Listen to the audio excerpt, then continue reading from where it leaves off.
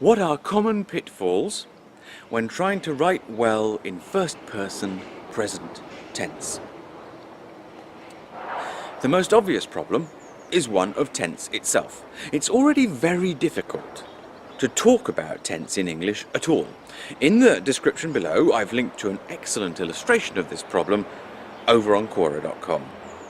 In a typical novel, it's necessary to talk about things that happen in the near future and the near, recent and distant past, as well as in the present.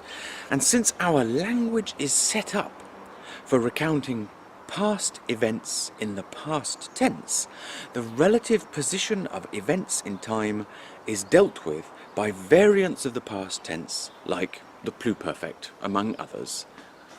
And the number of past tenses, as you'll see if you'll read the linked article, it's controversial. The most common problem is that the author can't seem to decide whether to use the simple past, I went, or to use the simple pluperfect, I had gone, or something else, and jumps between these tenses in a way that seems disordered, even though it might be more natural if the main tense of the narration were a past tense.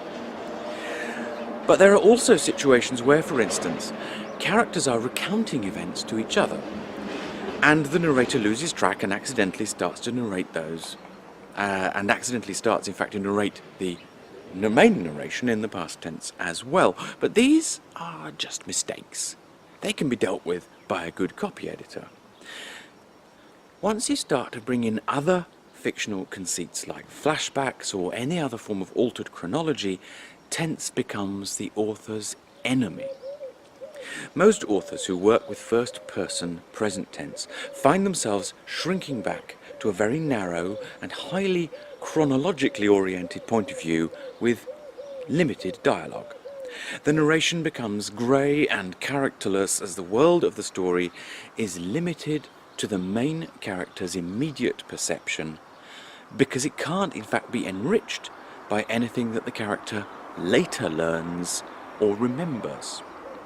And that leads to the second big problem, which is that while first-person past tense can be full of all sorts of rich detail, of fourth wall breaking, and avoid all kinds of confusion by the simple fact of being able to address the reader directly, first-person present tense has to work with the illusion that the narrator is narrating the action as it actually happens. Not only is this profoundly unnatural, some obsessive-compulsive behaviour is described as narrating. In fact, sufferers say aloud everything that they are doing, as much as possible as well of what they are observing. So, having a character who does this can often make the reader feel uncomfortable, because they will feel like there's actually something amiss in the character themselves, just because of the way the story is being told. And it also gets in the way of the immediacy of the action, because it tries to bypass the role of memory in our interpretation of events, both real and fictional. These are issues that I've been thinking about for quite some time, and I think it's very important for an author to understand how the reader's memory is involved in the process of interpreting the narration that you've written. I've put a couple of links in the description to some posts in my blog archive that go into that in a lot more detail. I hope you find them helpful.